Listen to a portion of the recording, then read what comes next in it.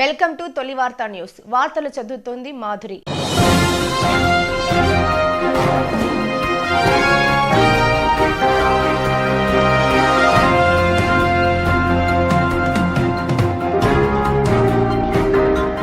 Welcome to తొలి వార్త. ప్రజల కోసం ప్రజల పక్షం. నాగర్ కర్నూలు పార్లమెంటులో ఎన్నికల ప్రచారం ప్రారంభించిన డీకే అరుణ. తొలుత దక్షిణ కాశీ 5వ శక్తిపీఠం అలంపూర్ జోగులాంబ అమ్మవారి దర్శనం. జోగులాంబ అమ్మవారికి బాలబ్రహ్మేశ్వర స్వామి వారి సన్నిధిలో ప్రత్యేక పూజలు.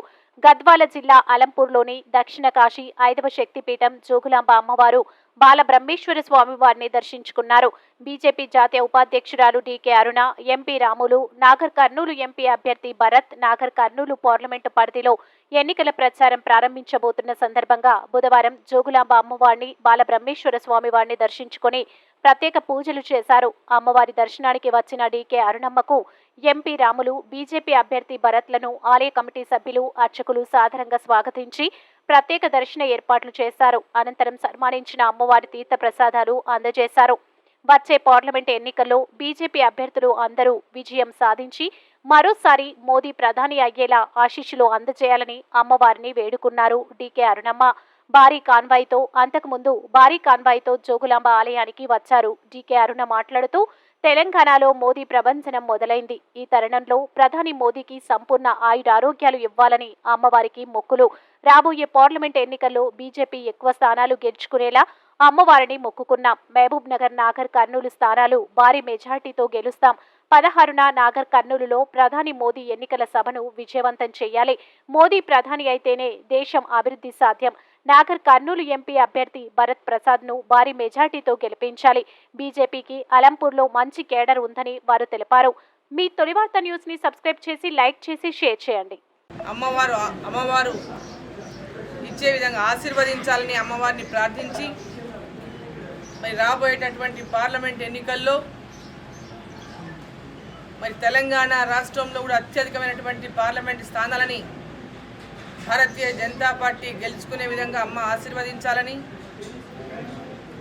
అదేవిధంగా ఇక్కడ ఉన్నటువంటి ఉమ్మడి పాలమూరు జిల్లాలో ఉన్నటువంటి 2 స్థానాలు Mahabub Nagar parliament, Nagar Kurnool parliament, 2 parliament స్థానాలను కూడా అమ్మవారు ఆశీర్వదించి ఘన విజయాన్ని అందించాలని అమ్మవారిని ప్రార్థించి అమ్మవారి ఆశీస్సులు తీసుకోవడం జరిగింది.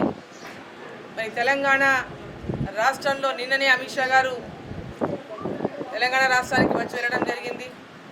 వారు కూడా చాలా స్పష్టంగా దేశవ్యాప్తంగా ఉన్నటువంటి మోదీ గారి వారి మీద ఉన్నటువంటి విశ్వాసము, నమ్మకము, మోదీ గారి మీద ఉన్నటువంటి ఆ నమ్మకాన్ని తెలంగాణ ప్రజలు కూడా పూర్తి స్థాయిలో ఇస్తున్నారనేటువంటి విశ్వాసాన్ని అత్యధిక స్థానాలు 12 నుంచి 15 స్థానాలు తెలంగాణలో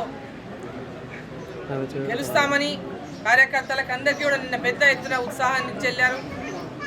మరి 16వ తేదీ నాడు నరేంద్ర మోదీ గారి పర్యటన కూడా, అంటే ఈ రాష్ట్రంలో 15, 16, 18 3 రోజులు కూడా ప్రధానమంత్రి గారి పర్యటన ఈ రాష్ట్రంలో ఉండబోతా ఉంది. 16వ తేదీ కూడా ఇక్కడ ఉండేటటువంటి మన నాగర్ కర్నూలులో కూడా ఉండేటువంటి అవకాశం ఉందని చెప్పి ఈ సందర్భాన్ని నేను తెలియజేస్తా ఉన్నా. మరి ఈ సందర్భంగా ఉమ్మడి మహబూబ్నగర్ జిల్లా ప్రజలందరూ కూడా కేంద్రంలో నరేంద్ర మోదీ గారే మళ్ళీ ప్రధానమంత్రిగా ఉండాలి, ఈ ఓటు పెద్ద ఓటు, మా అందరి ఓటు కూడా నరేంద్ర మోదీ గారికే వేస్తామని ఎక్కడికి వెళ్ళినా రైతన్నలు కానీ, మహిళలు కానీ, యువకులు కానీ ప్రతి ఒక్కరు వారి లేకుండా ప్రతి ఒక్క వర్గం వారు కూడా కేంద్రంలో నరేంద్ర మోదీ గారు ఉంటేనే ఈ దేశానికి భద్రత, ఈ దేశం ముందుకు పోవాలంటే నరేంద్ర మోదీ గారి లాంటి నాయకుడు మళ్ళీ ప్రధానమంత్రి కావాలని ఈరోజు అందరూ ఆకాంక్షిస్తున్నారు.